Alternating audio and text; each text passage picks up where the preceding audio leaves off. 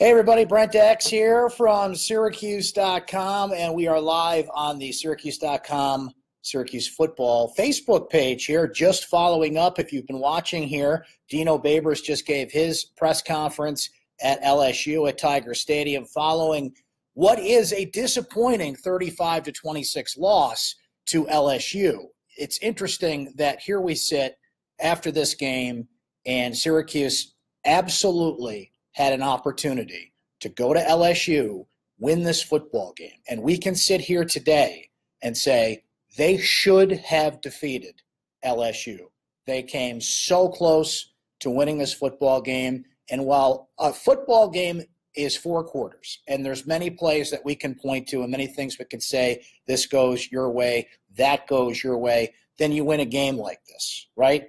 Well, this game is going to come down to 3 things for Syracuse. And we'll go over those 3 things. Please hop down in the comments and leave your thoughts and your questions about this game. We'll give it a moment here for some people to come on board here and be a part of this. But Syracuse did lose to LSU tonight, 35-26, down at Tiger Stadium, Death Valley. And what an interesting game it was for Syracuse and for the fans that went down there. They're going to walk away from it thinking they had this and they had their opportunities. And it was interesting, if you watched Dino Babers and his Facebook Live, if you didn't have a chance to see that, I'm sure you'll see Dino's press conference at some point, because he said right at the end there that he wasn't angry, he was just disappointed in that his players had, and I'm paraphrasing here, but it was basically that they had the opportunity to, walk away with a win they'll remember forever. LSU now has defeated 49 straight non-conference opponents at Tiger Stadium, and Syracuse came as close as anyone as being the team that could have knocked that streak down. So what did this game come down to? There's a lot of plays we can go over, but here's what we're going to remember from this. And here's why I don't think you could put this in the moral victory column. I don't think you can. There are positives you take away from this, but I'm going to walk away from this game, and I think a lot of Syracuse football fans will walk away from this game saying, you had it. You had this game, and it came down to a couple of things. But the biggest decision was made by Dino Babers and that onside kick. With 5:39 to go and Syracuse with the momentum, having scored, and, the fans that were left, how about that? Half the stadium left that place. I guess when you party all day, you kind of get sick of being, at a great football game like that. It's interesting. I talked to a friend of mine on the radio this week, give him a little shout out, our boy Dave Schultz from 103.7 The Game, and he surprised me. It said this during our interview on the radio. He said, watch, half the building's going to leave early. That's just what LSU fans do. It's just, I thought Syracuse fans were the only ones that beat the traffic and left early. So you got a half-empty stadium. LSU fans are already kind of on edge because of how they lost to Mississippi State last week. And, I guess you're always on the hot seat down there, and Ed Ogeron's been feeling it from the fan base. Here comes Syracuse and is on the verge of knocking this team off and is making everybody nervous down at LSU. And Syracuse does the onside kick. I think Dino Babers has a lot to explain there. I don't like that call. I think that was the wrong call in that spot. I think your defense had earned the opportunity. Certainly your defense could have gotten them off the field had they, with the onside kick and LSU recovered. But there's a couple of things there. One is that I thought that defense played well enough in this game that you've got to make LSU go, whatever it would be, 75, 80 yards up the field, provided your special teams could make the stop that you would think. Special teams have been great all night. This was a kickoff situation, but Sterling Hoffrichter has pinned this team all night long. 5 different kicks LSU had to start from inside the 10-yard line. Make them earn it. Make them earn it. Now, where I see the strategy from Dino's part is the time. It's the time on the clock. It's if you get the ball back and it's 5:39, you still have time to go down there and get it and score. Or if you can hold off LSU, what does Dino always say? Faith, belief without evidence, right? If you can either get the ball back on the onside kick or your defense makes a play, then you get it back. But giving them the ball at the 45-yard line, and it was an interesting situation. Danny Etling comes back in at quarterback for LSU after they had put Miles Brennan in, the freshman that is going to push out Danny Etling at quarterback here. So That's a disappointing call. I don't like that call. I didn't like the onside there. And I think if you're a Syracuse fan, look, there's some things to be encouraged by, but at some point the moral victories have to stop, and you have to say, you had an opportunity to win this game. So this game is going to come down to that onside kick, which I thought was the wrong call. I feel horrible for the kid because, you make a play, you don't make a play. But that touchdown pass that Sean Riley dropped, wide open, streaking in the end zone, right in his hands. He had an amazing game last week, 247 total yards, just flat out dropped in the end zone. Plays like that, to a lesser extent, Paris Bennett had a potential pick six that he dropped, and there was some drops in this game, not as bad as the Middle Tennessee State game a couple weeks ago, but that certainly hurt you. And to go back to Dino Babers, I think the third thing that is really going to stand out in this game, they didn't go for two. They did not go for two, so Syracuse scores, and, you're looking at it, and, it's 28-18, and you say to yourself, after Eric Dungy runs a 14-yard touchdown, which is a great touchdown, steamed ahead, kind of charged in the corner of the end zone there, and you're saying to yourself, you're down by 10 or you're down by 9. It really doesn't matter because you're down 2 scores. So if you don't get the 2-point conversion there, I think you're better off going for it. And the thought is, you're down 2 scores anyway. Well, Syracuse kicked it, and it's 28-19, and, they didn't get that. So missed opportunities for sure. Those 3 things are going to sting, okay? The 2-point, the missed touchdown, and the onside kick. What you've got to also take away from this game, to be fair, is that Syracuse hung in with LSU. They went to one of the toughest places to play in college football. Mind you, a lot of those fans left early and did not make that as intimidating an atmosphere as it can be. But, the perception is how tough it is to win there. You hung with LSU. You sent a bit of a message. You have a team that is disappointed that they lost this game, and they should be. But now, look at this schedule you've got upcoming here. My question is, how do you build on this? Dino has put forth that whole year or two between games 4 and 6, and he specified that too. That's when his offense takes off. But what I think Syracuse has to get out of this is not that your offense takes off and the Dino Babers high-powered offense becomes what it is. What you've got to take away from this is you become the team you can be from how you played against LSU. Because if you want to look at the bright side here, you want to look at the good news of this, you've got plenty of other opportunities to pull an upset this year, to make that statement this year. And it starts next week, by the way. NC State beat Florida State today. I'm sure most of you saw that, but if you didn't, NC State beat Florida State today. And Florida State had been off for about 20 days. Hurricane Irma had canceled a couple of their games. They had James Blackwell come in for DeAndre Francois, but that's still a very talented team that should beat NC State. NC State's got a great quarterback in Ryan Finley. They've got a great defensive line, much better defensive line than LSU, believe it or not. You would never think something like that, but it's true. So the opportunity to pull an upset starts next week, and if you get that win, that's big for Syracuse. But there's something about the appeal of this game. That would be a league game. And then after NC State, it's Pittsburgh, and that's a game at home. And frankly, the way Pittsburgh has played this year, Syracuse should win that game. I expect Syracuse to beat Pittsburgh now, no matter how well they play against NC State next week. And then on a short week, you get Clemson. And I know Clemson, struggled today against Boston College. Eventually they won that game. I think it was 35-7 was the final score. But Boston College went into the fourth quarter of that game, and that was tied at 7. Everybody kind of has that dud game. But to beat Clemson on a short week, even at home, is going to be a tall order for Syracuse. Then you get Miami the week after that, bye week, and then I'm not sure what Florida State is going to look like by the time Syracuse gets there in early November. They lost today, and maybe they're a team that just needs its quarterback. But, see, there's a difference there. Not that those wins wouldn't be big. They certainly would be, but they're ACC wins. Those are league wins, and, getting those wins in your league are a little more expected.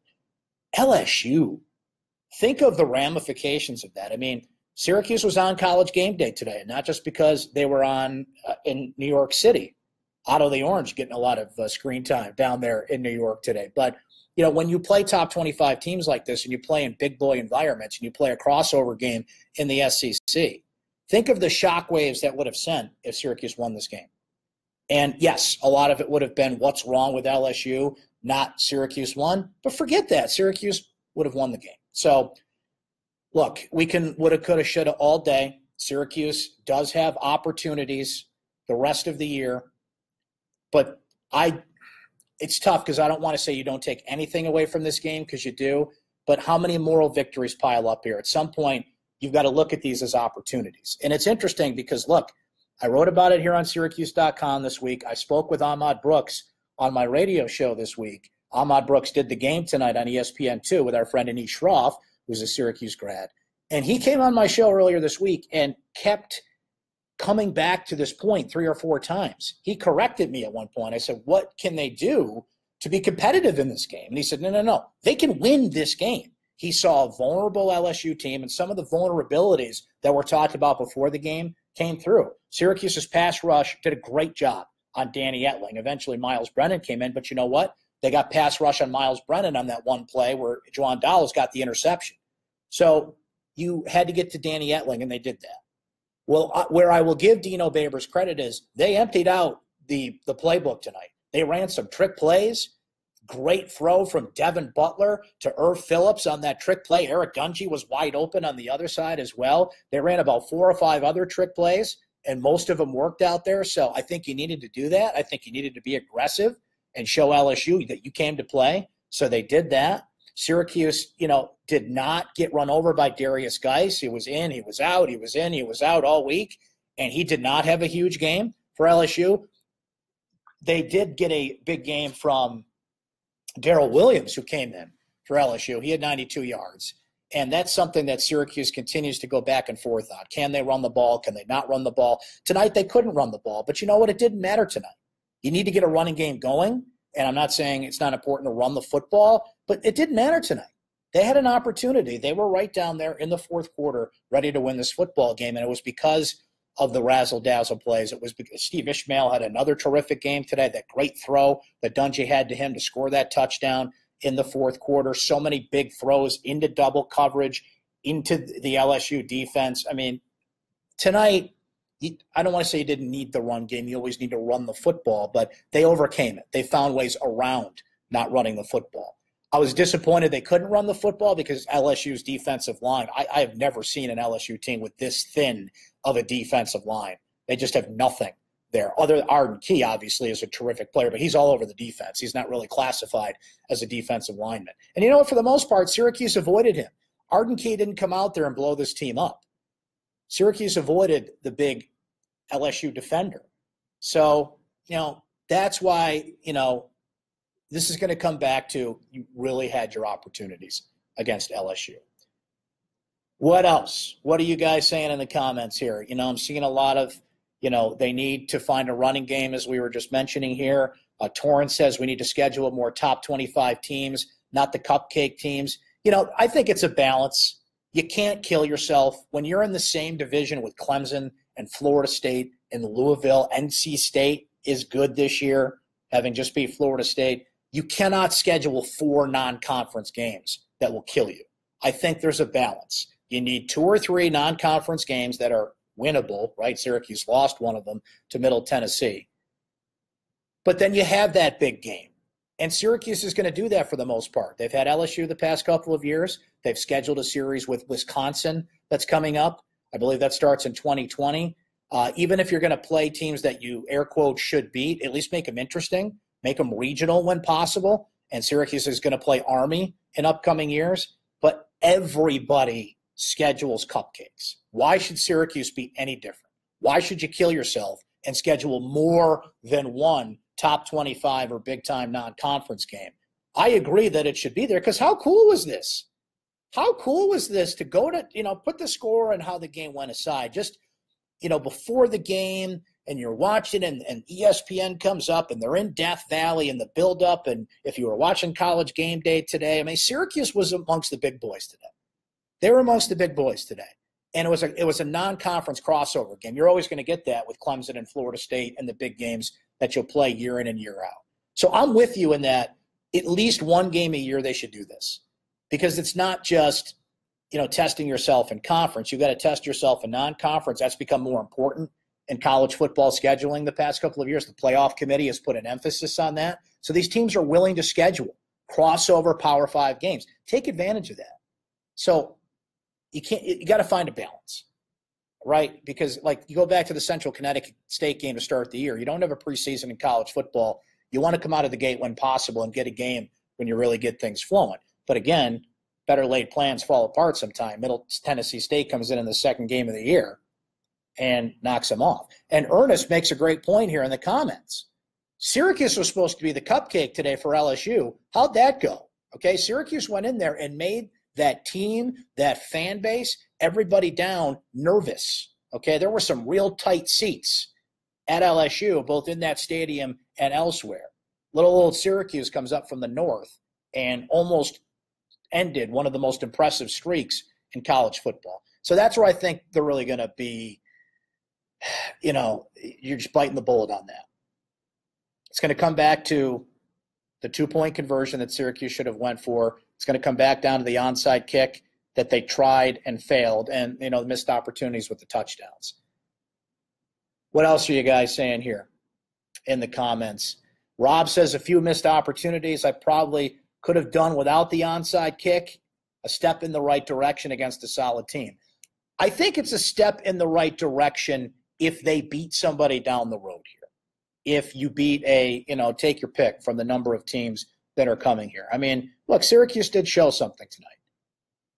LSU is not what we thought LSU would be, maybe. They were a vulnerable LSU team, particularly a quarterback. Darius Geis played, but certainly was not 100%. They have not figured out their wide receivers yet. Cornerback U has a lot of talented but inexperienced cornerbacks right now. But it's still LSU, and it's still Death Valley, and it's still a team that was in the top 25. See, this is what is going to make shockwaves for Syracuse. And we saw a bit of it last year when they beat Virginia Tech. And it's not just the speech that went viral afterwards from Dino Babers. You got to beat ranked teams to show that you can win up, to show that you can win these games. By the way, Syracuse was a 23-point underdog in that game last year. What we did say all week, for entertainment purposes only, right? Wink, wink.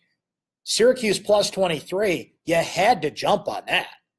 I mean, just looking at the matchup and just looking at the things we were discussing before this game, as I mentioned, Ahmad Brooks came on my radio show, and I wrote about that here on syracuse.com saying they've got a shot to win this game. So if you took Syracuse, whatever it was, plus 23, plus 21, wherever the line ended up, for entertainment purposes only, you're a pretty happy guy right now.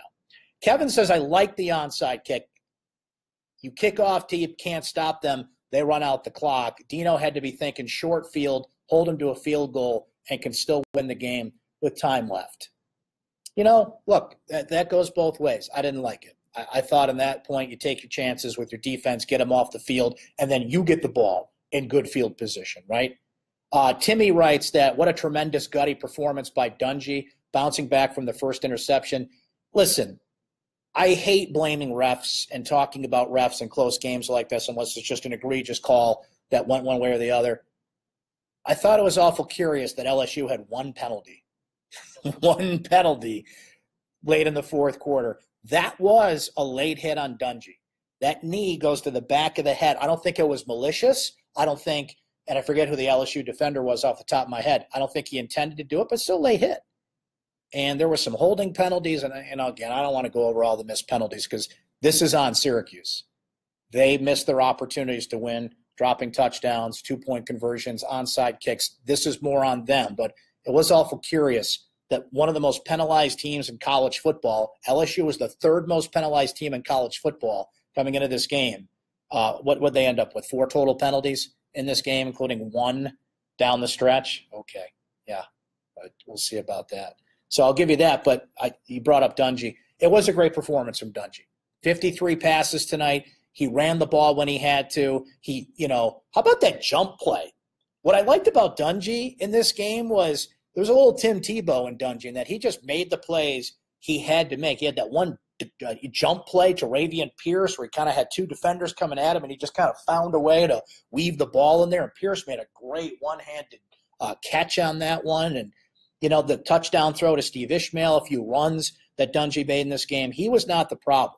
And, what did we talk about before the season? And now I think it's starting to become a moot point, and that's Eric Dungy running the ball. Look, I've made my peace with it. Eric Dungy is going to run the football. Lamar Jackson runs the football. I'm a Buffalo Bills fan. Tyrod Taylor runs with the football. It's just part of college football today. It doesn't change the fact, as Dino Babers on down would say, that you have to be smart about when you run the ball. Part of being smart with running the ball is taking the plays that are there. How about that 14-yard touchdown that he had? That was a broken play. He was going to run another, it looked like either an option or another one of those kind of shuffle pass plays. He saw Arden Key out of the corner of his eye, the LSU defender, and instead of pitching it off to Irv Phillips for what would have been a disaster of a play, he took off and run. 14-yard touchdown. So, Timmy, I agree with you there. Joseph says, were these SEC refs? I hate to blame them, but it seemed unfair, especially when they were laughing it up with the LSU coaches. They were ACC refs, as a matter of fact. So, no, not SEC refs. So, look, I think ultimately we're going to be disappointed with this one. Some of the positives you can take away from this, as we mentioned, I thought Eric Dungy played well. Steve Ishmael continues to play well. It's not sexy to talk about the punter, but Sterling Hoffrichter, time after time tonight, kept pinning LSU, pinned him at the 1 twice, pinned him inside the 10, I believe, 4 or 5 times in this game. So Syracuse has a great thing going there on special teams. Here's a name we haven't mentioned yet, and shame on us for not. Paris Bennett.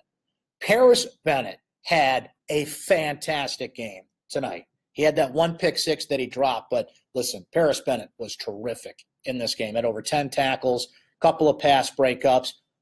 What you really have to like about Syracuse, okay, let's think bigger picture and how things are developing here. The pass rush is a lot better than I think we thought it would be coming in, because there was a lot of question marks on the defensive line.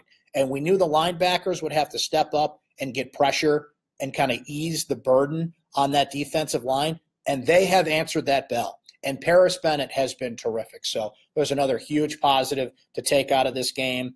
And again, nobody wants a moral victory, but I think if you're NC State and your teams that are on Syracuse's schedule upcoming here, they're going to see what you did at LSU. They're going to see what you did at Death Valley, and they're going to know that Syracuse is going to be something to be reckoned with here. But that's on Syracuse now.